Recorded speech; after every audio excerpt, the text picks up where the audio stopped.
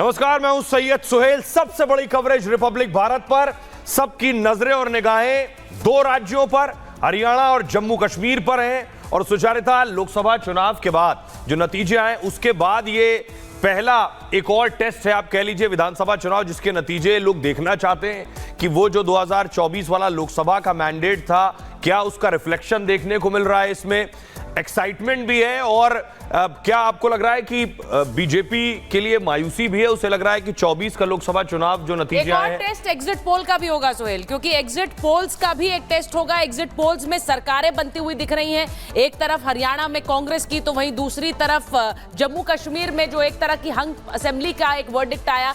क्या exit poll सटीक बैठेंगे या फिर तस्वीर कुछ बदलेगी? कुछ देर बाद पता चलेगा, क्योंकि 8 बजे से काउंटिंग शुरू हो जाएगी और एक एक रुझान आपके स्क्रीन पर हम दिखाएंगे। जो इस वक्त 0-0 आप देख रहे हैं वो जल्दी से भरने शुरू होंगे और मुझे लगता है कि तकरीबन 10 बजे तक ये स्थिति साफ हो जाएगी। तो हरियाणा और जम्मू कश्मीर की विधानसभा सीटों के नतीजे आने शुरू होंगे। लेकिन इससे पहले बड़ी खबर आपको बता दें, मतगणना से पहले रविंद्र रैना का बयान आया, प्रचंड बहुमत हासिल करेगी बीजेपी। रैना कह रहे हैं बीजेपी 30 से 35 सीटें जीतेगी, यानी अकेले जम्मू की बात कर रहे हैं वो, हमारे सहयोगी भी जीतेंगे। रैना ये बात कह रहे हैं, यानी तस्वीरें भी हम आपको दिखा रहे हैं। देखिए जरा, रविंद्र रैना बीजेपी के अध्यक्ष हैं जम्मू कश्मीर में और पूजा पाठ कर रहे हैं। रविंद्र रैना खुद नौशेरा से चुनाव लड़ रहे हैं और ये जो वक्त होता है जब नतीजे आने वाले होते हैं, उस वक्त ऊपर वाले को ही लोग याद करते हैं। जैसे हरियाणा में सुरजेवाला केदारनाथ पहुंचे हुए थे, कुमारी शैलजा पहुंची हुई थी राजस्थान के धाम, और रविंद्र रैना सुबह सुबह पूजा कर रहे हैं। सुनिए जरा।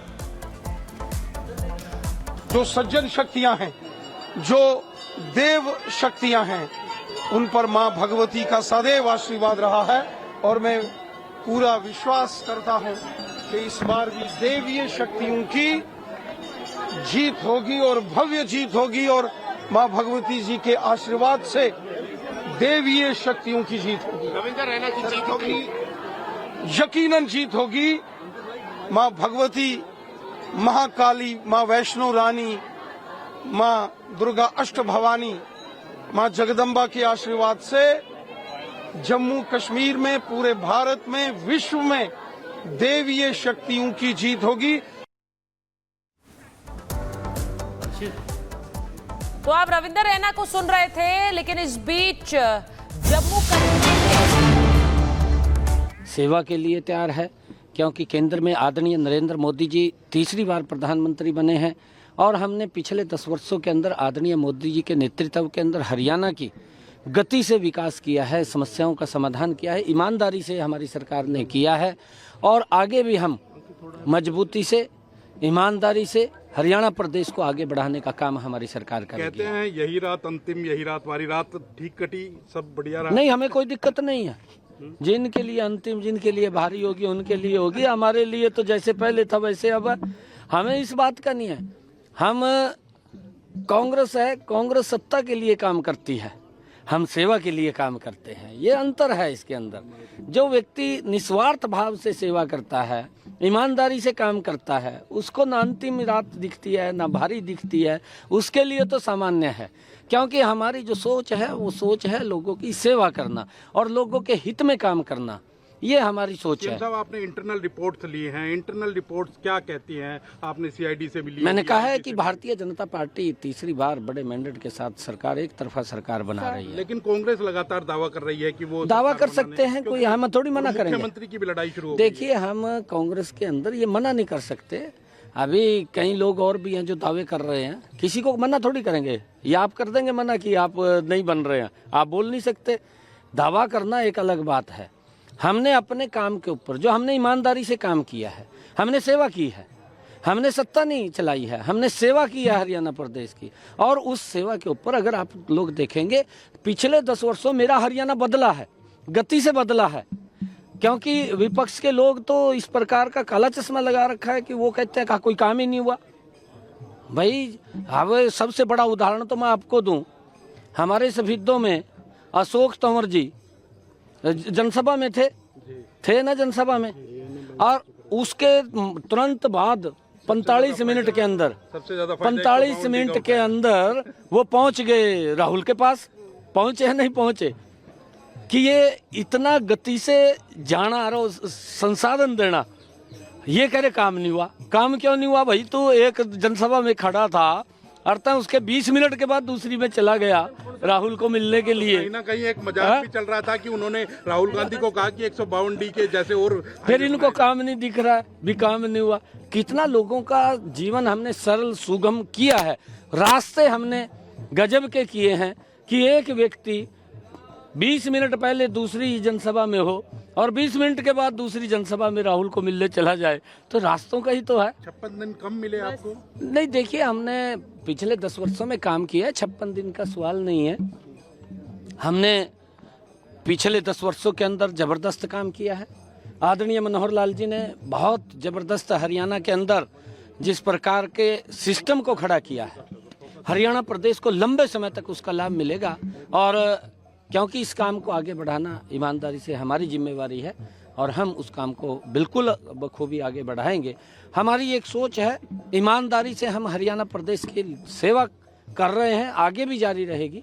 और जो भी समस्याएं जो अगर हरियाणा के लोग हमारे ध्यान में लगाएंगे, हमारे ध्यान में आएंगे, प्राथमिकता के आधार के ऊपर उसको पूरा करना, ये हमारी जिम्मेवारी है। कोई गठबंधन की जरूरत पड़ी तो करेंगे? देखिए, ये अभी बाद में बात करेंगे। अभी हमारी एक तरफा सरकार भारतीय जनता पार्टी की बन रही है। सर लाइव, सर एक लाइव, एक मिनट यार, लाइव पे बैठे हैं, लाइव पे हमारा भी कट रहा है यार, लाइव पे मैम बैठी हुई है यार। सर 1 मिनट दे देगा, 1 मिनट दे देगा। हेलो सिंह को आप सुन रहे थे, जो लाडवा सीट से चुनाव लड़ रहे हैं और उम्मीद जता रहे थे एग्जिट पोल बेशक उनके खिलाफ हो, लेकिन सुचारिता आखिरी वक्त में भी हार नहीं मान रहे हैं, हौसला बरकरार रखें, कह रहे हैं नतीजे आएंगे तो हमारे पक्ष में होंगे। बीजेपी के जो बयान आ रहे हैं वो हैट्रिक वाले ही आ रहे हैं अभी तक, और यानी बिल्कुल साफ है कि एग्जिट पोल्स के जो नतीजे आए हैं उन पर भरोसा नहीं है। थोड़ी देर में साफ हो जाएगा। ये भी आपको बताएं, आपने मुख्यमंत्री को सुन लिया, अब जम्मू कश्मीर के जो पूर्व डिप्टी सीएम, उनका बयान आपको दिखाते हैं। बीजेपी ने जम्मू कश्मीर का विकास किया है, ये दावा कविंदर गुप्ता कर रहे हैं। वो कह रहे हैं एग्जिट पोल के गलत साबित होने के पूरे आसार हैं, परिणाम बीजेपी के पक्ष में होंगे। कविंदर गुप्ता का बयान सुनिए। ये कविंद्र गुप्ता का दावा है। हम आपको लिए चलते हैं, हमारे सहयोगी लगातार ग्राउंड जीरो पर मौजूद हैं। हमारे साथ अनामिका जुड़ रही हैं। अनामिका मौजूद हैं गुरुग्राम में, प्रगति मौजूद है श्रीनगर में। सबसे पहले चलेंगे अनामिका के पास। अनामिका, नायब सिंह सैनी को हम सुन रहे थे, हरियाणा के मुख्यमंत्री, भरोसा है उन्हें, आप काउंटिंग सेंटर पर मौजूद हैं। जरा अगर आप तस्वीरें दिखा सकें, कितनी देर में काउंटिंग शुरू होगी, क्या प्रोसेस होगा, दर्शकों को जरा बताइए और तस्वीरें भी दिखाइए। सोल सुचरिता, जिम्मेदारियां सबको बांट दी गई हैं। अभी यहाँ पर किस तरीके से तमाम पार्टी के प्रत्याशियों के समर्थकों को क्या क्या करना है, क्योंकि कुछ लोगों को अंदर जाने की परमिशन होती है तो कुछ लोग अंदर चले गए हैं। अभी कुछ देर पहले मैंने गुड़गांव से भारतीय जनता पार्टी के प्रत्याशी हैं मुकेश शर्मा, उनसे बातचीत की है। वो तो अपनी जीत को लेकर पूरी तरह से आश्वस्त है। हालांकि ये होता भी है, जो भी प्रत्याशी मैदान में होता है उसकी तैयारी पूरी होती है, और वो ये कह रहे हैं कि मैं तो पहली बार विधायक बनूंगा, इसलिए मैं जानता हूँ, समझता हूँ, आम जनता के बीच रहा हूँ, जनता के बीच से निकला हूँ, जानता हूँ, समझता हूँ कि क्या दिक्कतें होती हैं। इसके अलावा अलग अलग प्रत्याशी सबके अपने अपने दावे हैं। एक बार तस्वीर दिखाइएगा महेश जी की, कैसे यहाँ पर बड़ी संख्या में पुलिस बल तैनात है और तमाम पार्टियों के प्रत्याशियों के समर्थकों ने यहाँ पर डेरा जमा रखा है। सुबह 6 बजे से बहुत बड़ी संख्या में यहाँ पर प्रत्याशी भी मौजूद हैं, क्योंकि चारों सीटों की काउंटिंग यहाँ पर होनी है, बादशाहपुर, सोना, पटौदी, गुड़गांव। इसीलिए सुबह से प्रत्याशी यहाँ पर मौजूद है, उनके समर्थक मौजूद हैं और दावे सबके अपने अपने हैं। गुड़गांव की समस्या सबसे बड़ी ये है कि यहाँ पर वाटर लॉगिंग बहुत ज्यादा होती है जब भी बारिश होती है, और जो हमने देखा है कि